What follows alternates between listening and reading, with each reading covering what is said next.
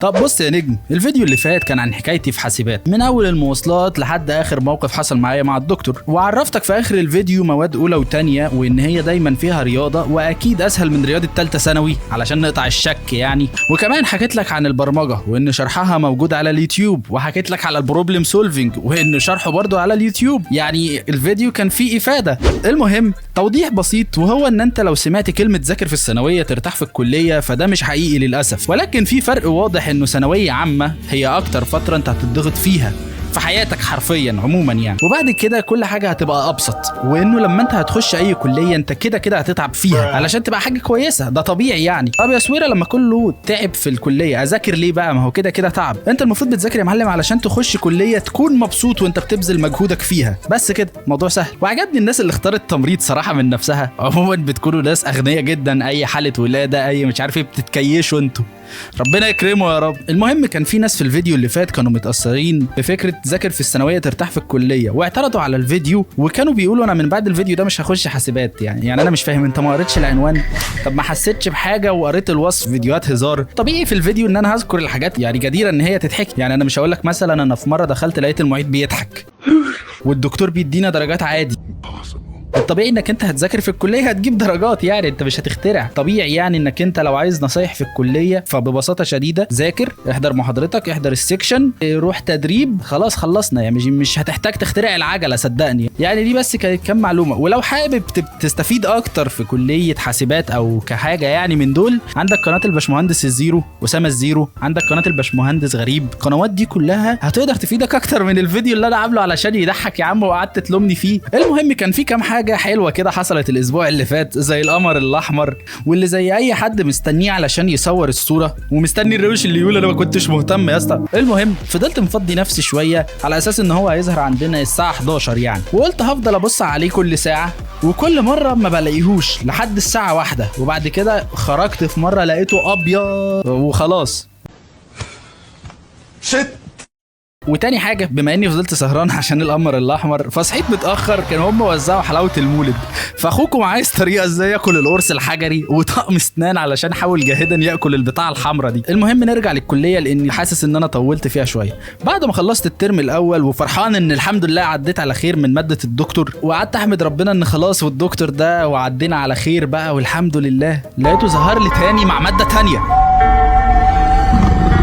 وانا اصلا كنت في نعمه ما كنتش مدركها ولا واخد بالي منها الا لما بدا الترم الثاني، وهو الجدول الدراسي. يعني في الترم الاول كان حرفيا كل حاجه بيرفكت، الساعه 9 سيكشن، الساعه 10:30 محاضره، ثم سيكشن اخير وبنروح. انما في الجدول ده طبيعي جدا تلاقي ان السيكشن الساعه 9 يخلص 10:30 والمحاضره بعدها الساعه 1، والمفروض ان انا في الوقت ده افضل قاعد ما بعملش حاجه. وعلشان افيدك يعني في مكتبه في الكليه تقدر تذاكر فيها يعني عموما، عشان من الناس اللي هتقول لي يا اسطى انت بوظت الفيديو كله فضلت قاعد براجع قراراتي في الحياه، وقاعد ببص على شله البنات والولاد في الكافيه وانا قاعد لوحدي، وقاعد بقول هي الناس في السكشن مش شبهي ولا هزارهم نفس هزاري، ويعتبر وحيد وبيطبلوا لاي حد هيديهم درجات بشكل اوفر صراحه. وهديلكم مثال، المعيد دخل وقال صباح الخير، يقولوا احنا جالنا الخير لما انت دخلت يا باشمهندس.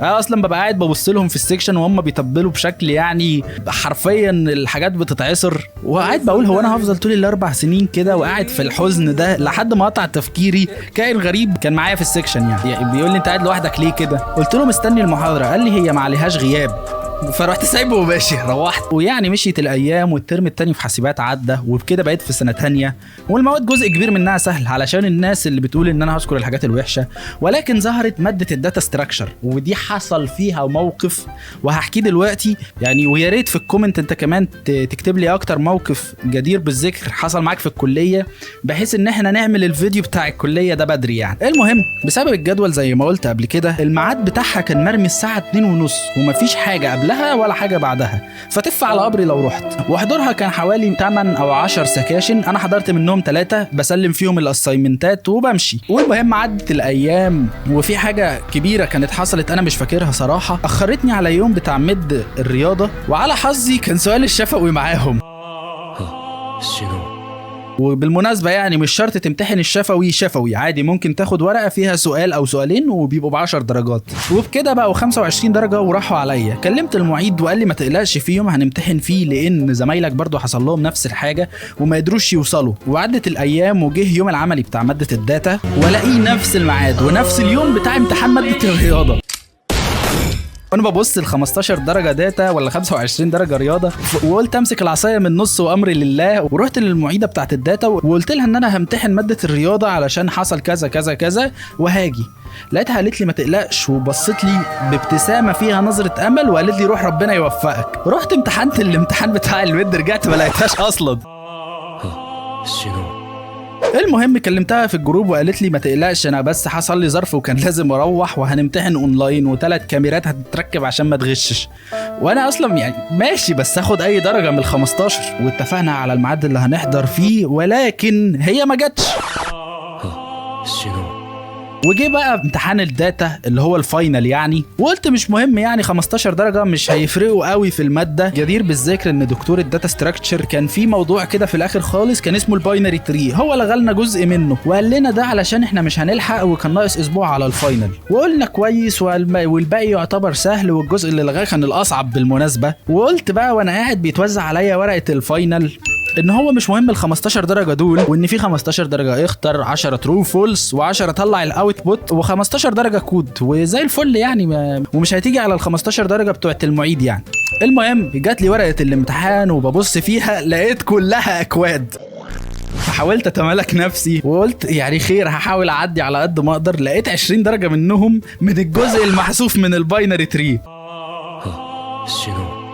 والمهم كلمت المعيده على اساس يعني ان انا الحق ما تبقى واعوض ال15 درجه دول، وكلمتها قالت لي ان الفون بتاعها بايظ وان الدرجات خلاص اتسلمت وبكده انت طريق السلامه انت. وبعد كده الاحداث كانت عاديه، بنذاكر للامتحان، والجدير بالذكر ان عادي تبقى مضغوط في ليالي الامتحان، بس انا كنت مضغوط جامد علشان الموقف ده مأثر فيا. والترم الاخير اللي هو الترم الثاني في سنه ثانيه كان في حاجه كده اسمها تيم بنعمل فيه مشروع، وده كان موجود في الترم الاول عادي، بس حصل حوار كده شبه حوار الداتا ستراكشر بس مع التيم نفسه، وهبقى احكيه في الفيديو اللي احنا هنعمله عن مواقف الكليه. ده انا معبي وشايل والله. فما تنساش زي ما قلت لك تحط الموقف بتاعك في كومنت، لان هي دي فعاليه ال5000 وشكرا ليك يعني. والمهم في حوار التيم ده لقيت ان انا موجود مع الولد اللي قال لي ان المحاضره ما عليهاش غياب لو تفتكروه يعني، ودخلت معاه التيم واكتشفت مع الوقت ان هزاره شبه هزاري وان هو جيمر زيي. والجدير بالذكر بعد ان هو ظهر معايا في فيديو بيك. يا ايه لما تسمع صوتي مرتين انا مش فاهم يعني مش طايقينك مره امتياك مرتين. بص لو مراتي مش هتسمع صوتها مرتين يعني مش طايقينك مره امتياك مرتين. لما وصلت 5000 وكان في الفتره دي مش بيرد عليا الا متاخر، فكلمته قال لي يا استاذ ميمو انتوا بتتكبروا عليا ليه لما بكلمكم على الواتس؟ انا المفروض انا اللي مشهور مش انتوا على فكره. اسمع يا ابن المتنان. وقبل ما اختم الفيديو حابب اقول للناس اللي بتقول انه انا مكتر في الميمز في فيديوز حاسبات، انت متاكد يا اسطى انك انت شفت فيديو ثالثه ثانوي؟ انا كنت بقول صباح الخير خد ميم، ولما لقيت ان في ناس قالت لي لا ده كده كتير ولازم تهدي شويه، سمعت لهم وهديت. يعني هتبدا انت تقارن ما بين الفيديوهين هتلاقيني ان انا قللت الميمز فعلا. وبرضو انا مش صاحب خبره كفايه في اليوتيوب، انا ما كملتش غير 4 شهور، فانا ما اعرفش هقلل الميمز لحد فين بحيث ان هي تبقى مظبوطه. فبقلل وبقرا الكومنتس، لو حد اشتكى ان الميمز زياده بقلل شويه كمان يعني. وبس كده انا مش طالع يعني. وبس كده اتمنى الفيديو يكون خفيف عليكم. ما تنساش تكتب الموقف بتاعك في كومنت، وما تنساش تشوف الفيديوز القديمه وتشترك عشان تشوف الفيديوز الجديده. اشوفكم الفيديو الجاي، سلام. Dans mon esprit tout divague, je me perds.